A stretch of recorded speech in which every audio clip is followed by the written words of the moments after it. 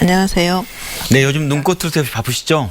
네, 그렇습니다. 네, 바쁘더라도 뭔가 좋은 일로 바쁘면 좋을 텐데 지금 광주가 굉장히 비상인 상황에 놓였습니다. 네. 그래서 국장님께 먼저 광주 종교단체 교육시설발 코로나19 감염 상황이 시시각각 변하고 있습니다. 네. 지금 저희 방송이 녹화하는 1월 29일 현재 기준으로 비인가 교육시설 관련 확진자 상황은 어떤지 좀 설명해 주시죠. 저희가 현재 총 누적 확진자가 1,748명인데요. 네. 그중에서 에이스 국제학교가 40명, 광주 TCS가 118명, 안디옥교회 관련이 62명입니다. 네. 이제 대전에 비슷한 IM 선교단체와 관련된 데는 처음에 170명 터지고 그 뒤로는 급격하게 줄었거든요. 네네. 근데 이제 아마 우리 시민들께서 많이 걱정하시는 게 왜 우리는 그렇게 발생하고 N차로 늘어나고 이렇게 줄어들지를 않느냐라는 걱정을 하시는데요. 네, 그렇죠. 가장 큰 차이점이 네. 이제 대전 같은 경우는 굉장히 역사가 오래됐어요. 한 6년 정도 돼가지고 거기는 별도의 건물에 학생하고 교사만 기숙을 했던 거고요. 우리 광주 같은 경우는 이제 GTCS 같은 경우가 한 2년 정도 됐는데 거기도 교회하고 학교가 한 건물에 있었고요. 빈내리 같은 경우도 교회하고 학교가 한 건물에 있다 보니까 학생들뿐이 교인들하고 다시 동선이 섞이는 거죠. 그리고 일부 교인이 그 학교에 어떤 그 보조하는 역할들을 좀 함으로써 이 교인들이 다시 다른 교인들에게 전파시키고 다양한 직종에 있는 교인들이 또 N차 감염을 일으키는, 그리고 또 다른 교회에도 또 퍼뜨리고 이런 상황들이 좀 발생했기 때문입니다. 네, 광주가 그런 상황이어서 네네. 지금 이렇게 퍼지고 있다. 그러니까 방금 교인 얘기하셨지만 지난 27일에 광주 서구 지금 대형 교회에서 네. 지금 또 집단 감염이 나온 거 아니겠습니까? 비인가 이게 그 교육시설 그 감염과 연결고리가 있는 겁니까 지금 보고? 네, 그 GTCS에 있었던 사람과 연관된 사람이 한 명 교인 중에 증상이 발현되고 확인해 보니 네. 그 부목사, 안디옥교회 부목사 아들이 TCS 학생이었던 걸로 확인이 됐습니다. 네. 그리고 또한 저희들이 다시 더 심층을 해보니까 이 안디옥교회 내에서도 CAS를 준비하는 그룹들이 있었고, 이제 IM 선교단체의 어떤 특징이 자기네들의 노하우, 교육의 노하우, 이게 교육 사역이라고 표현하거든요. 그런 노하우들을 서로 공유하는 과정에서 좀 이런 그 접촉점들이 있었던 걸로 확인이 됩니다. 사실 최근에 저희가 5인 이상 집합 금지했잖아요. 네네. 좀 시민들 뭐 국민들 뭐 정말 제가 봐도 정말 잘 지켜주신 것 같고 국가적으로 이런 강화된 방역 조치를 실시했는데 이렇게 교육당국과 보건당국의 관리 감독에서 비켜난 사각지대가 발생할 수 있었는지 이번 집단 감염의 양상을 다시 한번 정리 한번 설명해 주십시오. 그러니까 이제 저희들도 그 교육청하고 이제 중앙정부를 하면 교육부랑 이제 이런 논의들이 좀 있었어요. 그러니까 교육부 차원에서는 정규 학교 과정, 그 다음에 학원, 이 부분들은 정확하게 네. 방역 지침 또 관리 지침이 다 있었습니다. 그런데 이제 또 종교 문체부 산하에서는 종교에 대한 관련 지침, 또 예배 활동, 뭐 비정규 정규 예배냐 아니냐 뭐 이런 거에 대한 방역 지침이 명확히 있었거든요.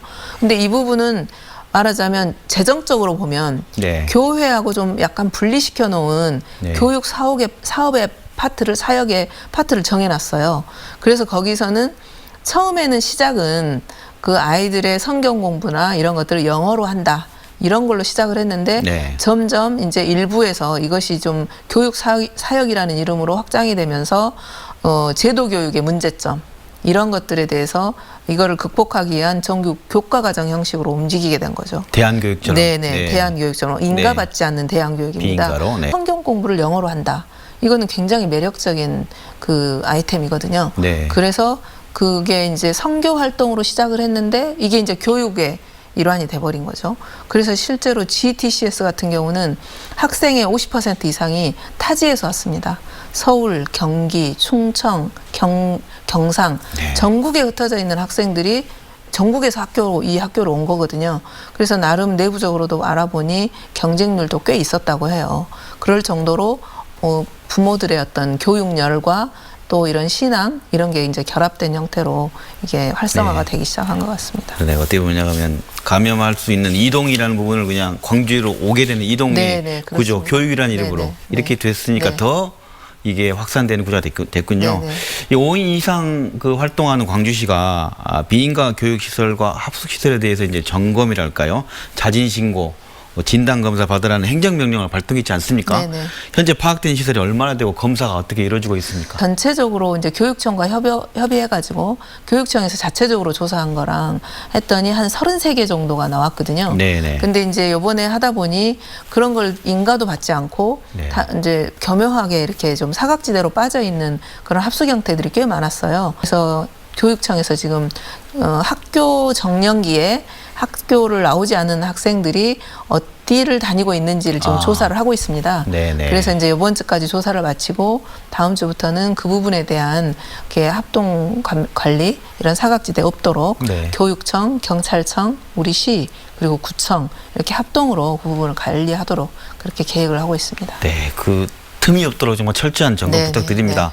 그동안 종교시설에서 방역에 비협조연 사례가 많았지 않습니까? 이번에 협조 잘 되고 있습니까? 어떻습니까?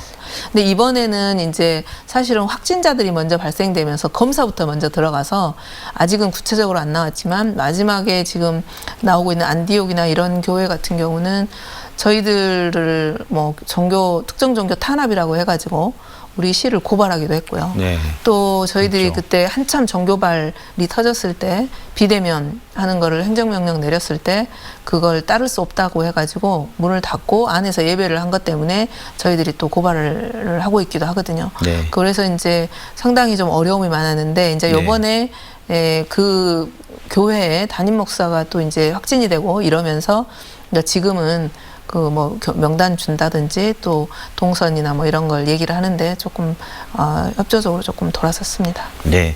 그래서 이번 주부터 예배 전면 금지했는데 이제는 그거에 대한 걸 어떻게 된 상황인 겁니까? 이제 교회에 대한 예. 그 비대면을 지금 행정명령 30일부터 내렸습니다. 네. 그래서 2월 10일까지. 그러면 이제 교회 입장으로 보면 이제 주일 예배가 2번이 들어가겠고 네. 수요 예배가 1번 들어갈 겁니다. 그래서 어쨌든 지금 저희가 뭐 국제학교발 종교시설에서 운영하는 국제학교발이긴 하지만 결국은 또 다른 교회로 지금 2개 내지 3개 이상 또 확산이 됐었거든요. 그래서 이번에 한 2번 정도의 예배를 주일 예배를 한번 멈추자. 그래서 비대면 예배로 하자라고 행정명령을 내린 상태이기 때문에 네. 그거에 대해서는 저희들이 철저하게 관리 감독을 할 것이고 만약에 위반한 사항에 대해서는 강력하게 처벌할 예정입니다. 예, 좀 다른 얘기 해보죠. 이건 뭐 우울한 얘기를 하면서 우울함 속에서 희망을 찾고 싶어하는 게 백신 얘기일 것 같습니다. 네네. 네, 정부가 다음 달 초부터 코로나19 백신 접종을 시작한다고 발표했습니다. 광주 시민들은 우리는 언제쯤 맞을까 제일 궁금해할 것 같아요. 한 말씀 해주시죠. 네. 지금 이제 질병청에서 발표에 따르면 이제 2월부터는 시작을 할 것 같고요. 네. 그래서 이제 각 지자체에 이제 이번에는 예방접종 그 백신 종류를 크게 2가지로 나눴지 않습니까? 네. 하나는 영하 20도에서 80도까지 하는 초저온 백신.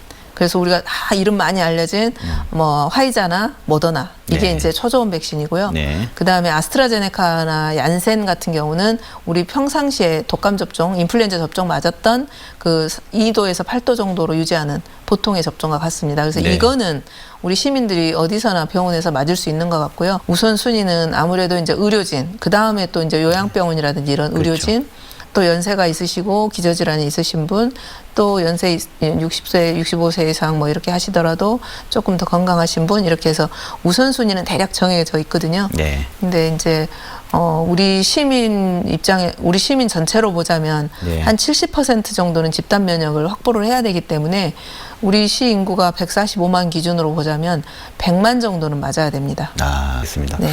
무엇보다 우리가 다 잘 지킬 테니까 방금 말 우리가 지금 문제가 된 그 비인가 교육시설, 네네. 종교 관련 시설, 네네. 이들이 정말 잘 지켜줘야 되고 시민들의 협조가 당부가 돼야 협조가 돼야만 이게 줄 것 같은데 비인가 교육시설에 대한 이 문제가 터졌기 때문에 뭐랄까요? 교육청과 광주시가 단속하고 학생들의 움직임을 보면서 집단적인 움직임이 어디 있는가 파악한다 하셨는데 시민들이 신고나 네네. 그런 거 중요하지 않을까요? 네, 그래서 저희도 이제 일단 자진 신고를 적극 권장을 했는데요. 그렇지 않을 경우 또 시민들의 신고의 창구도 열어놨습니다. 그래서 각 자치구에 그 네. 민원 신고팀 안전신문고를 담당하는 부서가 있습니다. 그래서 저희들이 이제 이미 전화번호는 알려드렸거든요. 그래서 혹시 주변에 네. 이런 거 좀 이상하다 싶은 거는 네. 그쪽으로 안내를 해주시면 저희들이 또 조치를 하도록 하겠습니다. 네, 지금까지 광주광역시 박향복지건강국장과 함께 광주시 코로나19 상황 살펴봤습니다. 나와주셔서 고맙습니다. 네, 감사합니다.